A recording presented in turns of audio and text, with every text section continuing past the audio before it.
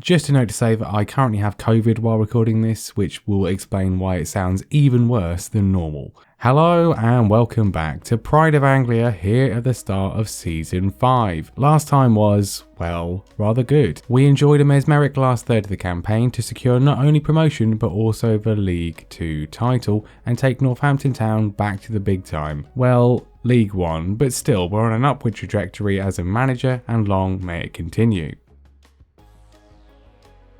With promotion secured, we begin this summer with three main issues at hand. The board is apparently subject to an impending takeover, we are attracting interest from higher level clubs, and we need to improve the squad to ensure survival next season. Some of those things may cause issues for the others. There are currently no jobs available where eligible clubs in East Anglia are in a better position than the one we already have, so I can't see us leaving before the season starts. And I want to manage at least some League 1 games in any case. We don't currently have a transfer embargo, but we also don't currently have any meaningful transfer funds, so we'll be waiting for contract expiration day in any case for the most part, but hopefully it can all be sorted quickly. We have a lot of players out of contract who are not very good, many of whom want to leave as well, and plenty of key positions filled by loanees. We're probably going to need to sign at least one new player in every position. Josh Feeney is one of the loanees of course, and 25% of the league's best defence, and luckily we are able to renew his loan from Aston Villa for even less than we were already paying. His partner and League 2 Player of the Year Elkan Badger is however already joining Motherwell for some reason, so we will need to replace him, unless we can loan him from them as well. We'll see. First to go is Nathan Thompson, who opts to retire, a useful player in our initial half season, and second to go is the takeover. Fantastic. That's the second failed attempt. I'm not asking for millions, but £100,000 would be nice. I certainly wouldn't be against moving at some point during the season if this continues, and we presumably will be able to, as West Brom then offer an interview. Probably the biggest opportunity we've had without applying ourselves, but of course this is an East Anglian Journeyman, so we have to say no. And to be honest, we may be poor here, but at least we're doing so well the board just basically do anything I want. I ask for a senior affiliate and they just say yes instantly, and to just come back whenever. Jed Garner is rewarded for his incredible season with a new deal, fully deserved. I bring in James Beattie as a coach and I opt to extend Francis Wilson's loan. He was pretty decent last year, is cheap, and I feel we should keep as much squad consistency as viable. As contract expiration day arrives, Callum Gribben, Tom Dallison, Paul Lewis, Connor McCovey, Liam Cross and Josh Flanagan all depart on freeze after limited impacts. And you know what comes next. I mean, hey, it was worth a shot.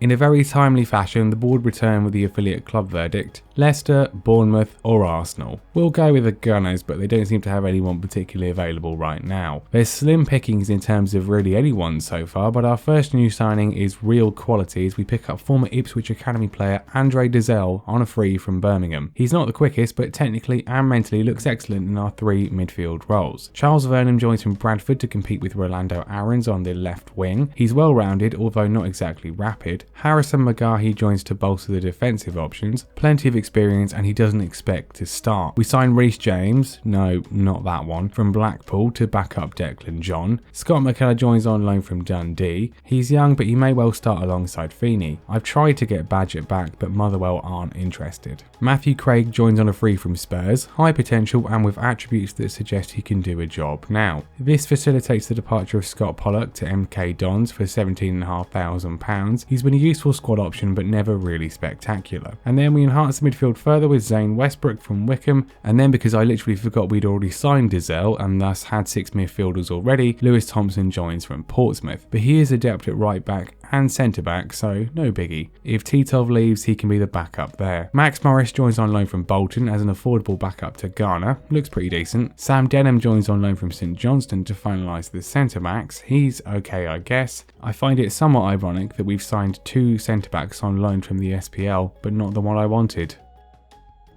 With the bulk of our signings now made, Derby decide to pay £550,000 for our backup keeper Liam Jones. This more than doubles our bank balance and gives actual real money to spend at Northampton for the first time. Just great timing that we've already finished. I don't spend any of it on a replacement though, as we get Will Mannion on loan from QPR. It has overall been quite a frustrating summer, with no position typifying this more than right wing. We've had work permit rejections, contract rejections and ultimately just an absolute dearth of options. But eventually we are able to get Mikhail and Jolly in on a free from Aldershot, very quick and should be an upgrade on Callum Harriott. I don't feel it's as much of an upgrade as last year really, but it's not awful. With the board expecting relegation, the media aren't disagreeing, although we are apparently the best of the sides they expect to go down. I think we'll be okay, but I don't expect a challenge for promotion though, although I have said that before. Anyway, we make it to the opening day of the season and we're away at Cheltenham. No idea how this is going to go, no idea on the best lineup either.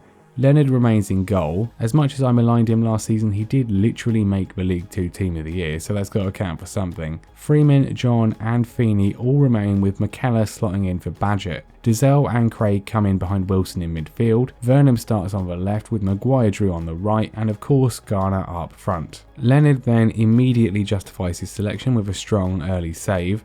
And not long before half-time we apply our League 2 form to League 1 as Dizelle sprays it out to Freeman to cross in for Wilson to head us in front. He scored the first goal last season, he does it again here. And I think we all know another guy who scored goals last season, as Wilson sets Garner away to open his account in fine style. But there's still time for them to pull a goal back through Chapman. In the second half they go clean through, but Leonard makes a good save and we hold on for the win. Matthew Craig is out for 6 weeks with a twisted ankle though, which is great because he played really well. But at least we have a bunch of midfielders now. Also a bunch more people watching, as we sell about 800 extra season tickets on last year. Our Carabao Cup first round game is away at Exeter, and I fully rotate and we actually go and win it. Max Morris with a goal on his debut. Can we make it 3 in a row to start us off? We have our first local derby of the season and it's against Colchester. We have a good early chance as Vernham's cross finds Garner, but the effort goes over. And that's a shame because Colchester then come forwards and cut us to pieces to take the lead. In the second half, Vernham finds Garner again, only for his effort to somehow only hit the post, and then it literally happens again. It looks like it won't be our day, but Dizelle's free kick is nodded in by McKellar to rescue a point. We are actually facing the 2 teams we lost to in the Papa John's Trophy last season in a row, and it's now Leyton Orient.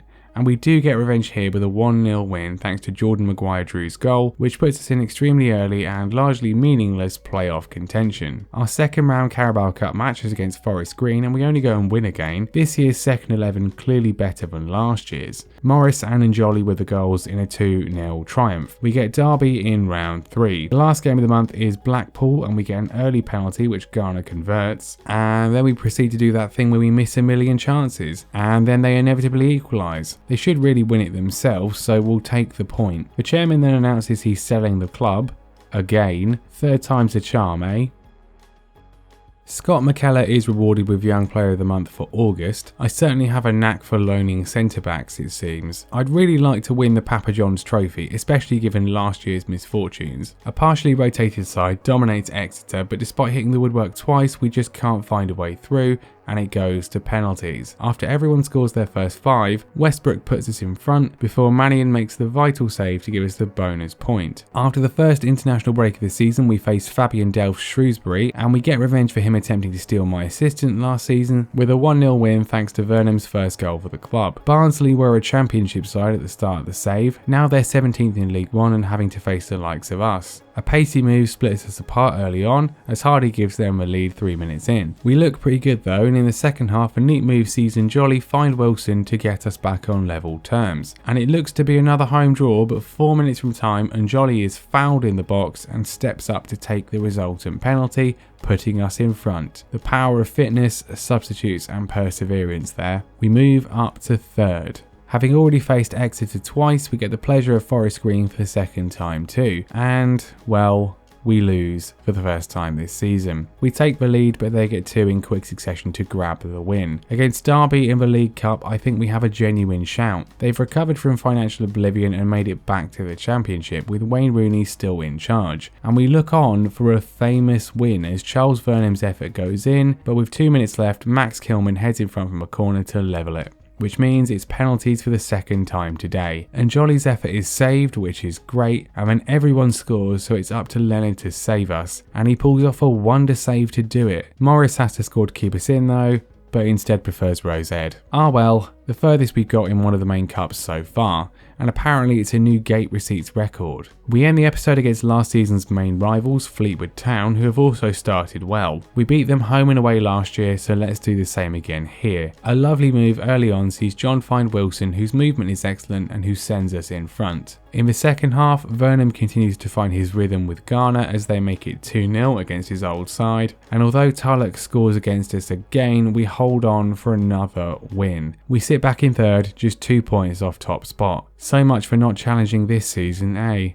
And indeed, such is our great start, the board come in with a new contract. It would be disingenuous to say I wasn't thinking of moving on, but given the nature of the challenge, that is obviously dependent on outside factors. There are only 4 eligible teams above us in the league system at the moment, and being totally honest, I only really want the Norwich job. But of course, if Lee Bowyer does a good job, that won't be available for a while. In conclusion, I'm going to reject the offer for now to keep my options more open. If we get to June and nothing has come along, then I'll happily sign a new deal, but not now. Maybe a big fancy takeover would sway my mind. This doesn't seem like it though. Probably will collapse like all the others anyway. Ah well, we'll see next time. Thanks for watching and I'll see you then.